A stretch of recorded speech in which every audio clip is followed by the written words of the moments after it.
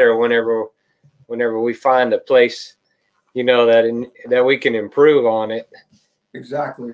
Exactly. Yeah, and I'm still trying, but I actually use my so everybody I know everybody hates their quad belly, but I actually use mine, like I back them out all the way up to my belly, and when I'm shooting I'll like put the crosshairs a little above where I'm shooting, and then Yeah. I'll like take a big breath, and it pushes my belly out and pushes the mount down, and then Yeah. I can stop with a full breath, and um, it helps me stabilize it that much more. So once I figured out that, I was like, okay, I can stretch this out. And I started shooting uh, my 223 at 400, 500 yards. My 6.8, I was hitting targets um, out to 600, and I built a 6 millimeter arc recently. It's a brand new round from Hornady. It's basically a 6.5 Grendel neck down to 6 millimeter, and Yeah. uh, just that just that tweak in bullet diameter uh, made an amazing round, and it's shooting super flat, and it's got high velocity out to, you could shoot targets out to 1,000 yards plus for sure. So how did that lead to let's talk about, you want to talk about wheels and weapons first, or you want to talk about getting into competitive shooting?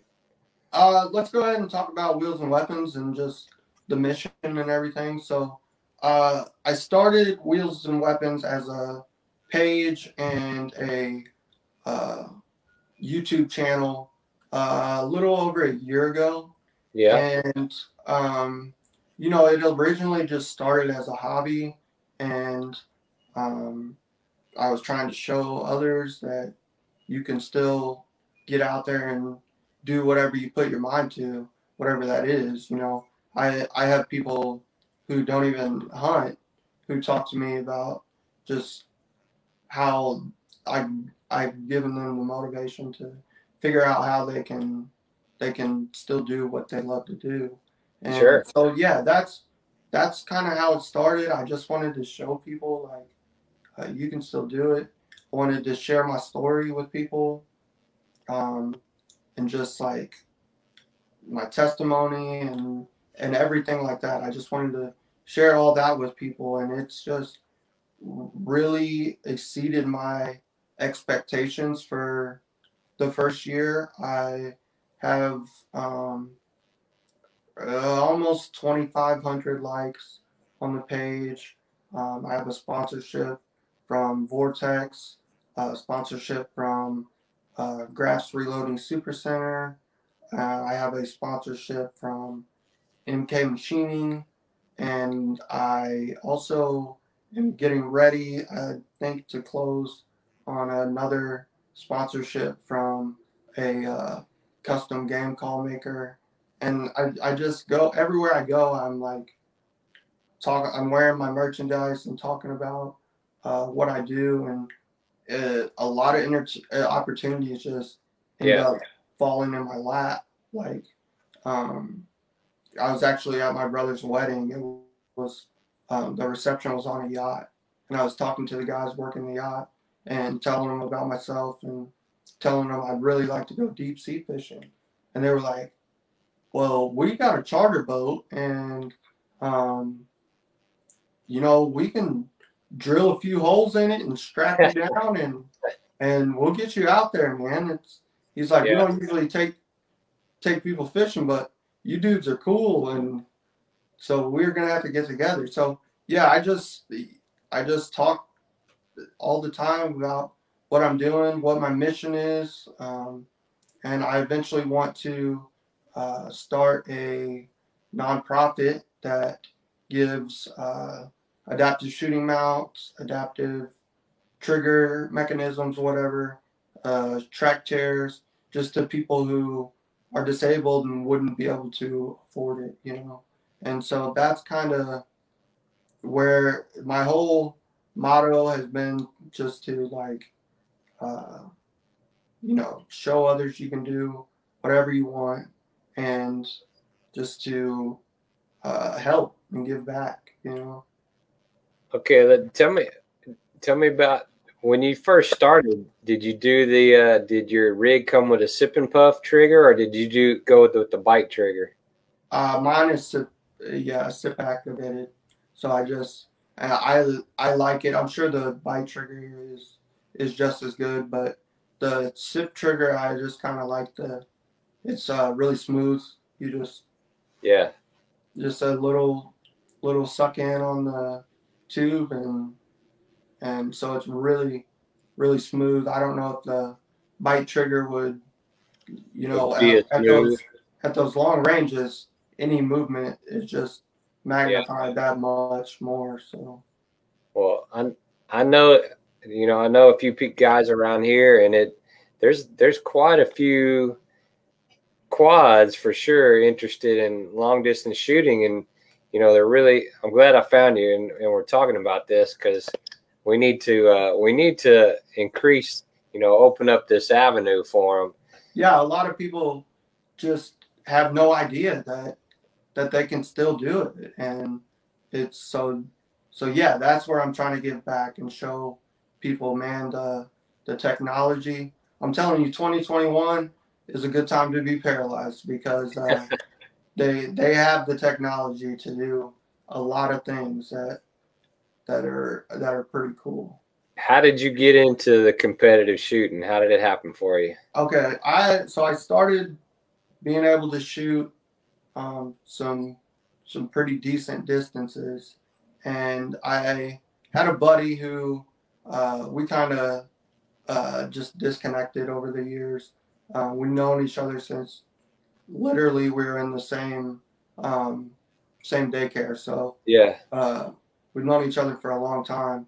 And he does PRS competition shooting, and I asked him, is there? Obviously can't run around and shoot off of obstacles and stuff like that, but are there any competitions that I can just shoot long distance? And so yeah, he told me about 600-yard F class. You shoot you get a couple siders to see where you're hitting, and then you press shoot for score, and you shoot 40 rounds.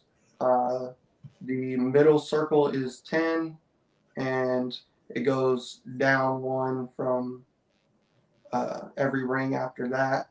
But I shot my first match a couple months ago, and I shot 357 um, out of 400 with 4x, which means there's the 10 ring is 6 inches, and it has Yeah. what's called the X ring in the Yeah. middle, and it's about 3 inches. So I shot 357 out of 400, and then hit the X 4 different times. So that's a 3 inch circle at 600 yards. So That's pretty pretty small. pretty decent. So your buddy got you. He was doing it, and he was like, "Just come on out and do it." And yeah, man, he they told were me that accepting. he talked. Yeah, they really were. Um, everybody in the that I've met in the shooting industry is really wants to give back and help new shooters, whether they're disabled or not. But when they realized that I wanted to shoot and shoot competitively, they Yeah. were, they were on board 100%. So I've gotten a lot of support. I'm shooting. So I shoot at a club. It's called, oh man, I can't remember what the club's called, but I shoot down there, and there it's like a club match. So So is it uh, something you have to be a member of? You have to join like no, a group. You no, just you show just up. pay. You pay your entry fee. Yeah. It's usually like $35 or something like that, and then there's a few different classes. So there's like F Open, which they can use the mechanical bipods and stuff, and then they have FTR, which is for 223 and 308, and Right. then that club has a class called Varmint Tactical. So basically, you can use any equipment you want except for the mechanical bipod. So most people are shooting bolt guns or ARs like I shoot. And, but yeah, man, they were really, really accepting, really helpful in whatever I needed. I shoot the state match in September, um, and that's like sanctioned by the NRA. And so I'm pretty excited for that. And Yeah, let me know so we can post that up for you whenever you we'll do it. You know, keep me up to for speed. For sure. Because there's going to be people out there wanting, you know, basically interested in how you get into it. So you just pretty much have to find out what's going on near you. Yeah, and go up there. And anybody like that's listening right now, you guys can message me on my my personal Facebook profile, Payton Smith, or on my Wheels and Weapons page. And any questions you got, I'd be happy to help. Yeah, I'll post that stuff up there for you too. Cool. So we're gonna have to get together something. Did you ever get in to have any long distance shooting lessons, or your buddy help you out, or just my buddy? He's really coached me he taught me the science of ballistics and ballistic calculators, how to use them, and just was really, really helpful and helped me to. I think like I'm a couple times shooting with him. I was shooting out to 600, 700 yards. cool. And it was a great feeling. There's nothing like the pow, and then you got to wait a couple seconds, and then you hear the bullet hit the steel, and it's a awesome feeling. So we're gonna have to get you down here. I'm gonna have to get some guys and come up there so we can do some together. That'd be pretty neat to have a bunch of, you know, have a little quad team or disabled long distance shooting team. That would be awesome to start like a whole class of our own, you know. Yeah, travel to some different states and hopefully get some people in each state just to come out and see how we do it. Having trouble hearing you, man. You're like cutting out a little bit. Maybe it's the neck. Sometimes it slows down. Yeah. Well, I'll try to hear what you're saying, but go ahead. Yeah, I can hear you just fine. So okay, cool. Tell me about we haven't talked about hunting yet. Tell me, were you a big hunter before you got injured, and how'd you get back into hunting? So yeah, I grew up hunting. You know, I started hunting deer when I was like 7 years old with my dad and my brother, and just loved it from the very beginning. Like if I was in the woods with a gun or a bow, I was having fun, you know. And yeah, so I grew up my whole life hunting deer and turkeys, and then when I got older, I started duck hunting, and that was really where my passion was before my accident. And that's a little hard to do for me. I gotta get them to land. We still haven't been able.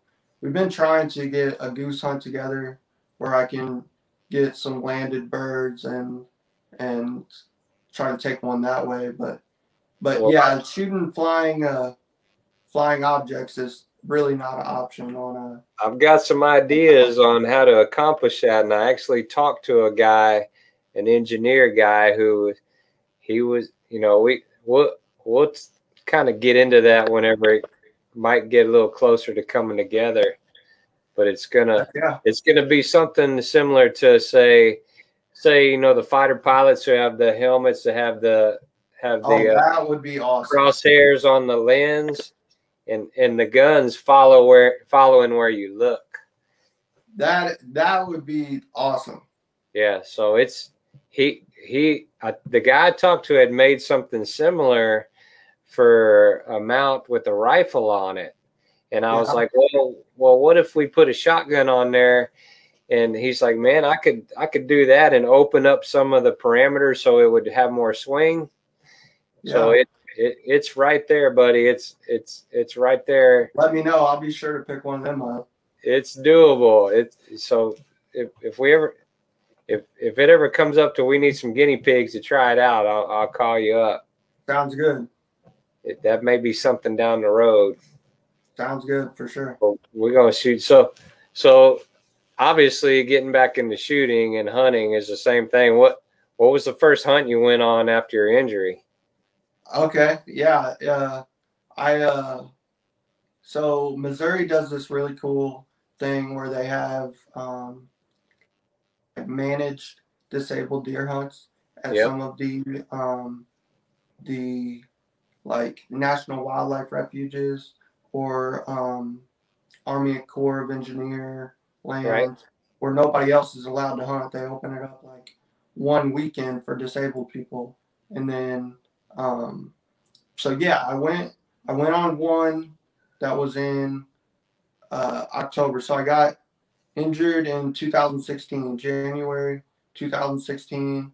I went on a hunt in October and didn't end up getting anything.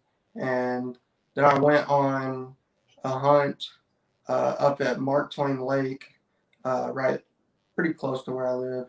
And yeah, it was muzzleloader only, and I saw a little bitty yearling doe, and I mean, I felt like a little kid. I was all shaky and everything. It was like, and I ended up shooting her, and it was like killing my first deer again. It was crazy. Since then I was like hooked. Like I gotta keep going, and that's what I do. I'm trying to like set up. I'm setting up hunts and trips months or years in advance. And it's funny how that first kill, how important that first one can be. Yeah. Some people, my wife shot a deer this year, and she was like, well, I accomplished it, but I probably won't do it again. And I was the exact opposite. I was like, hunting is like part of my life. Like I gotta do it. Gotta do it. So what's on your bucket list? What do you want to go after? All right. So first thing on my bucket list, that before I was injured, ever since I watched TV and saw people hunting antelope, that was like first on my bucket list, and I did that last year. I would say that my first, I checked that off. So I say my first hunt on my bucket list now is definitely elk. Third is.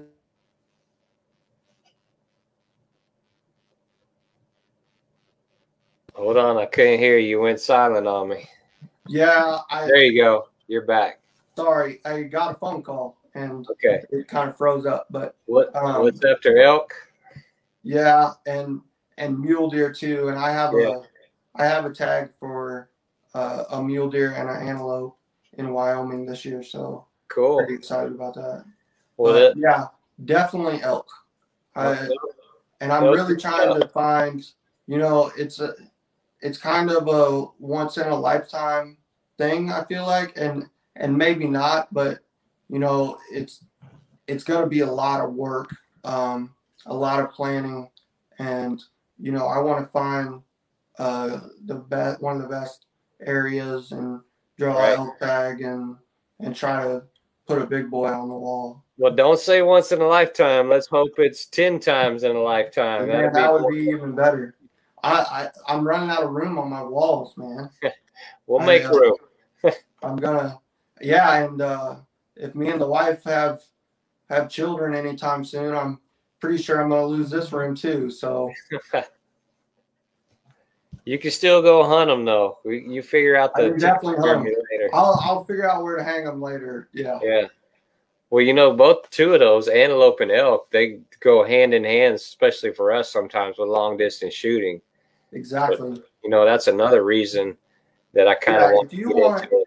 If you want to go out and shoot antelope long range, you got to go out west and get those. Yeah. And you'll be presented with how many shots are like how far you want to go. And you know, I try to keep it pretty ethical. I really focus on. I don't focus on velocity as much as I do energy. Yeah. And the bullet makeup. I shot my antelope with a Barnes tipped TSX, and I was real confident in that bullet, and I made sure the energy was at least about around 450 foot-pounds. Some people would say that's unethical, but if you're confident in your shot and you can place it within 6 inches of where you are aiming, then 450 foot-pounds is plenty. That's right. You know, it's placement is the key. Placement is definitely key. You could hit a deer in the heart with a hollow point and it'll bleed out real quickly, or with a full metal jacket. I mean, and it would bleed out quickly. But it does. I'm not saying do that, but you could. You know, it's all about placement. That's everything when it comes to long range hunting. What does it take? You know, we're talking about hunting in different states out west. What does it take for someone like you to travel and make that trip? I know it's not easy, and you know it's not that cheap a lot of times. Definitely not. So the first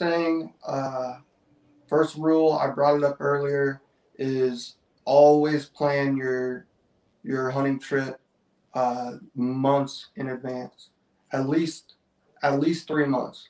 Yeah. I realize that sometimes trips come up and you have to hurry up and go. But if you can, 3 months is the minimum for my planning, because that sounds like short notice for me. Yeah, right. I mean, it's because it's hard. You got to get all of that. You know, especially out west, you're gonna have to draw for tags a lot of times. So you're planning for that.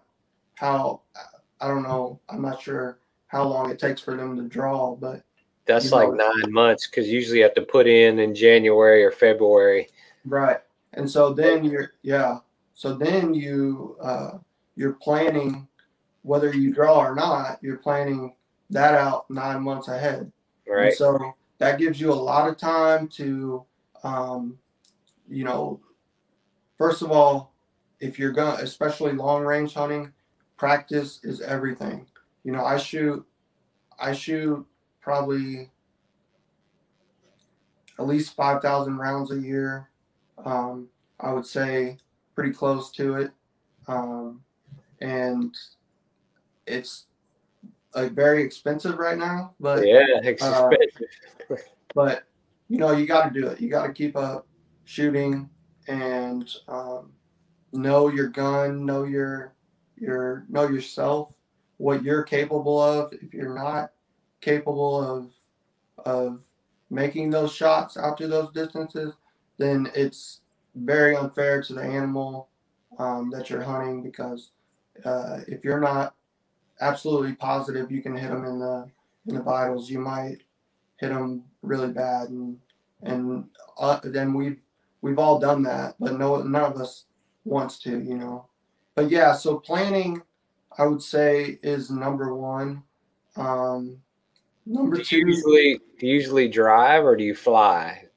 See, I usually drive because you can't get a uh, power chair on a plane. I mean, you can, but It's risky though. It's definitely risky. right. Well, not yeah, because then they have to pack it underneath the plane and Yeah. put me in a manual chair and do all that. So it's just a lot of work and kind of expensive, and so I just drive. So if you're gonna go do that, and or if you're in a manual chair, it's not that big of a deal to fly, uh, but a power chair, it's kind of a big deal. So I just How many people do you take with you normally that you have to go with? I usually take two at least. Yeah. Um, yeah, the just so I'm a C4 quad, like you said, and I have no movement below my shoulders, and so everything I do I need help with, Yes. which is fine. I have no nobody who complains about it or anything like that. But still, I mean, Everybody's down to that everybody's down to help, and, that makes a so it's trip. like, That makes a trip twice as twice as, I don't want to say difficult, but yeah, twice as difficult to take on when you have to, you know, just the preparation seems like it's double, and the equipment seems like it's double, and the amount of effort seems like it's doubled. And when you're yeah, talking about going across 3 4 states, it's quite an accomplishment just to get there and hunt and right. Well, kill it. you gotta be tough and resilient and be able to ride in the car for a long time. Like my brother's, it wasn't a hunting trip, but his wedding was in Charleston, South Carolina. That's 14 hours, and so we drove to we drove there and back, and you gotta. It's not fun, uh, Yeah, but if you definitely need. That's another thing you need is commitment. You have to um, if you have a goal, any goal that's worth it, you're gonna have to grind and do the stuff you don't want to do, and it's just so yeah. We drive out. It may be it may be across 3 or 4 states, like you said, yeah. and you just you gotta be committed for sure, and Well, so yeah, planning, I know planning you are. and commitment, and knowing your rifle and your capabilities. I would say those are all big things. Well, So we're definitely, man. I'm gonna keep following you, and I'm gonna post up a lot of the stuff you do, and I really appreciate you coming on with me because I know there's a lot of people out there gonna be interested in just hearing about what you do and how you did it. Because yeah, we want to I want to get more people into long distance shooting and competitive shooting because yeah, I man, want to get into it. it's it's it's difficult. I mean, it really is, but it's not impossible. And Right. if you're committed to doing it, um, you committed to learning the how to dial your scope and um, yardages and windage, especially out west on those flatter areas. The wind can be kicking pretty good, and you want to know how your rifle performs in all of those different situations for Well, sure. I can't wait to get together someday and do some shooting with you, buddy, because Yeah, man. it's happening. Yeah, me too. I'm always ready to shoot. So All right, man. Well, we're we're gonna I'm gonna sign off this time, but I got a feeling we're gonna get on and do another one pretty soon. sounds good, man. I'm ready to do it. Like I said, I'm grinding all the time. It's like having a especially we're getting ready to get into filming. Yeah, Um, so it's work and it's more than a full time job for sure to run this page and try to run a YouTube channel, a successful YouTube yeah. channel, I should say. But it's definitely work, and you got to be committed if you're going to do it. Well, it's fun. It's God's work too, so keep That's doing right. it. That's right. As long as I'm helping others and God is glorified, and that's all I can ask for. All right, brother. Well, we'll talk to you soon. Appreciate it again. Appreciate you. Yeah, man. I appreciate you. All right. Take care. Yes.